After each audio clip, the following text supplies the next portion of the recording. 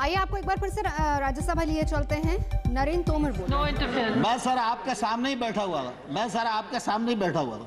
दूसरा, मैं सभापति महोदय आपके माध्यम से आग्रह करना चाहता हूं कि हम लोगों ने ट्रेड एक्ट बनाया। ट्रेड एक्ट में ये प्रावधान किया कि एपीएमसी के बाहर जो एरिया होगा वो ट्रेड एरिया होगा। वो किसान का घर भी हो सकता है, वो किसान का वेयर हाउस भी हो सकता है, उसका खेत भी हो सकता है। कोई भी व्यक्ति किसी भी स्थान के लिए किसी भी कीमत पर किसान वहां से अपने उत्पादन को बेच सकने के लिए स्वतंत्र है। ये हमारा एक्ट इजाजत देता है। एपीएमसी के बाहर अगर कोई ट्रेड होगा तो उस पर किसी भी प्रकार का ना तो राज्य का टैक्स लगेगा ना केंद्र का टैक्स लगेगा।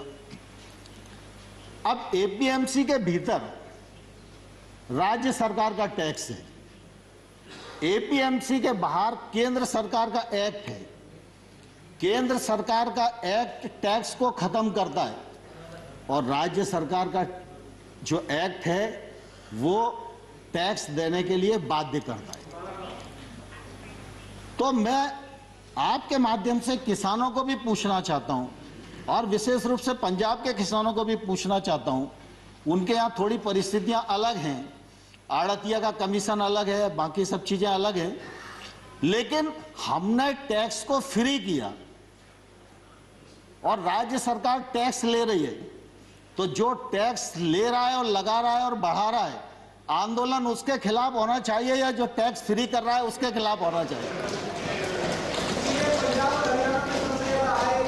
लेकिन अब देश में उल्टी गंगा बह रही है और मैं सभापति महोदय आपके माध्यम से किसान बंधुओं को भी कहना चाहता हूं और प्रतिपक्ष के मित्रों को भी कहना चाहता हूं। भारत सरकार नरेंद्र मोदी जी का नेतृत्व पूरी तरह किसानों के प्रति प्रतिबद्ध है, किसानों के प्रति समर्पित है। किसान आंदोलन के लिए हम लोगों ने लगातार उनको सम्मान देने की कोशिश की है, 12 बार ससम्मान बुलाकर बातचीत की है। एक शब्द भी हमने उनके बारे में इधर उधर नहीं बोला, संवेदनशीलता के साथ विचार किया है। लेकिन हमने ये जरूर कहा है कि आप प्रावधान में कहां गलती है विनम्रता पूर्वक हमारा ध्यान आकर्षित करिए। हमने जो उनकी भावना के अंतर्गत जिन बिंदुओं को चिन्हित किया जा सकता था उनको भी चिन्हित करके बताया कि हमको आपकी लगती है कि आपको यह शंका है कि एपीएमसी खत्म हो जाएगी, तो हम इस पर विचार करते हैं। एपीएमसी खत्म नहीं होगी। हमने एक के बाद एक उनको प्रस्ताव देने का भी प्रयत्न किया, लेकिन मैंने साथ में यह भी कहा कि अगर हम भारत सरकार किसी भी संशोधन के लिए तैयार है, इसके मायने ये नहीं लगाना चाहिए कि किसान कानून में कोई गलती है। लेकिन किसान आंदोलन पर है, पूरे एक राज्य में गलत फहमी का शिकार हैं लोग। एक ही राज्य का मसला है।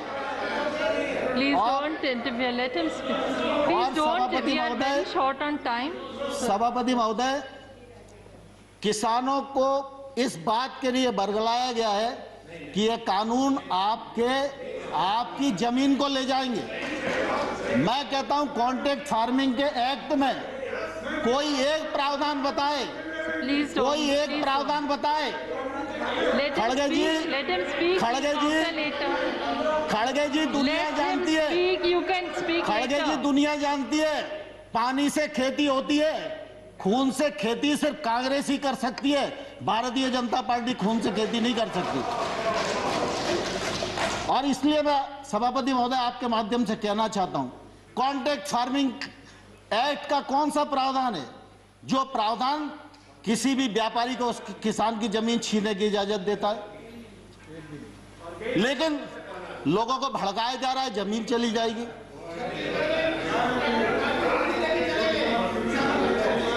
No, please, no comments from either side.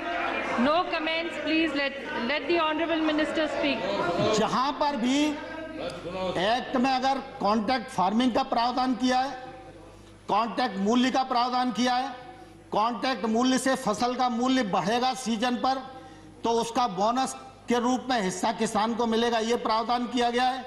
और किसान इस एक्ट से कभी भी बाहर हो सकता है, व्यापारी कभी भी बिना पैसे दिए इस एक्ट से बाहर नहीं हो सकता।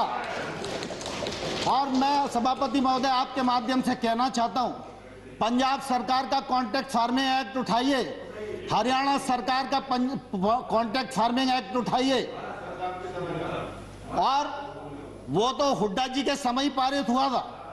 और आज अरे Please.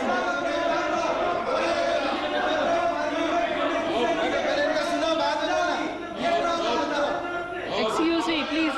He is not yielding.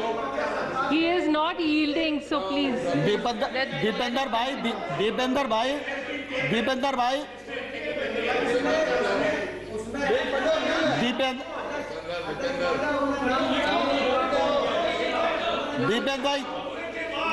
भाई प्लीज, अरे मुझे स्पष्ट तो करने दीजिए।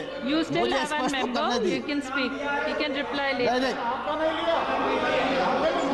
आपका नहीं लिया मैंने। माननीय सभापति महोदय, मैं स्पष्ट करना चाहता हूं कि इन राज्यों के अभी लगभग 20-22 राज्य ऐसे हैं जिसमें कॉन्ट्रैक्ट फार्मिंग ने के लिए नया एक्ट बनाया है या उन्होंने एपीएमसी में शामिल किया है। नहीं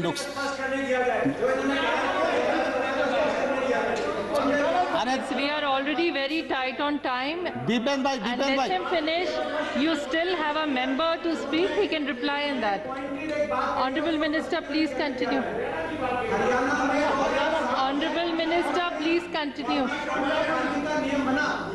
रूल 6 में एपीएमसी में अमेंडमेंट हुआ हरियाणा में, मगर उसके साथ साथ ये प्रावधान बना कि अगर एमएसपी से नीचे कोई प्राइवेट कंपनी अगर कॉन्ट्रैक्ट फार्मिंग में खरीद सकती है तो कानूनी कार्रवाई और सजा होगी। आप सजा का प्रावधान करें। ठीक है दीपेंद्र भाई, आपकी बात आ गई, लेकिन मैं कुल देखिए दीपेंद्र जी सवाल इसका नहीं है कि उस एक्ट में क्या लिखा है, सवाल इसका है कि कॉन्ट्रैक्ट फार्मिंग एक्ट है या नहीं है, और कॉन्ट्रैक्ट फार्मिंग एक्ट कब बना, और उस कॉन्ट्रैक्ट फार्मिंग एक्ट में अगर किसान गलती करेगा तो किसान को जेल जाना पड़ेगा। ये प्रावधान पंजाब के एक्ट में है, और ये पंजाब सरकार के एक्ट में है, और जो भारत सरकार ने एक्ट बनाया है उसमें किसान कभी भी बाहर हो सकता है। आप झूठ बोलेंगे तो हम सुनेंगे नहीं। देखिए Honorable member. दीपेंद्र जी मैं ये एक्ट बता सकता हूं आपको, पंजाब सरकार का एक्ट बता सकता हूं। पंजाब सरकार के एक्ट में किसान को जेल जाने का प्रावधान है, और अगर वो नहीं देगा तो 5 लाख रुपए तक का जुर्माना का भी प्रावधान है। लेकिन भारत सरकार का एक्ट, हरियाणा की बात कर रहे हैं कि किसी और एक्ट की बात कर रहे हैं? नहीं, मैं पंजाब की बात कर रहा हूँ। हाँ, कॉन्ट्रैक्ट फार्मिंग मैंने कहा पंजाब। सॉरी, आप पंजाब की बात कर रहे हैं, हरियाणा की बात कर रहे हैं, तो ये कंफ्यूज होकर बोल रहे हैं।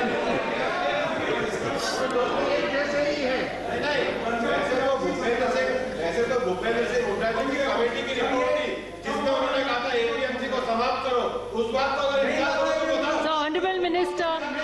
एपीएमसी को समाप्त करो, और ये पंजाब में हुड्डा जी, अब एक बार दीपेंद्र जी किसकी सरकार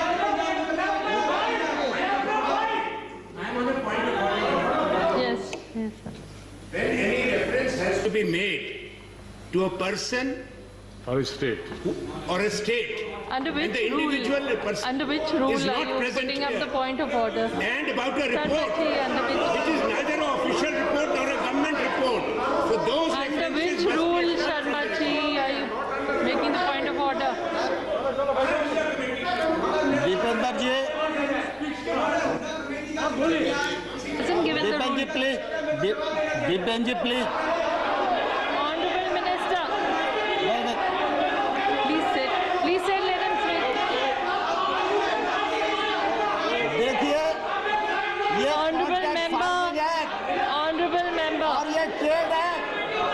ये सब हुड्डा जी की रिकमेंडेशन के कारण आए। कान खोलकर सुन लो, ये हुड्डा कमेटी की रिपोर्ट के कारण आए। और अब जब दोबारा से कृषि पर बहस हो, दोबारा जब कृषि पर बहस हो तब आप पढ़ के आना और बहस करना, मैं जवाब दूंगा आपको। Bhupendra Yadav ji has a point of order. Please say under which rule and Madam, माननीय सभापति महोदय, Bhupendra Rule Yadav ji. 238, Rule 9 shall not obstruct proceeding, his or interrupt and avoid making running commentaries with speeches are being made in the council. उनको जरा restrict करिए। Honorable members, please realize we are very short on time. And let the Honorable Minister finish his speech.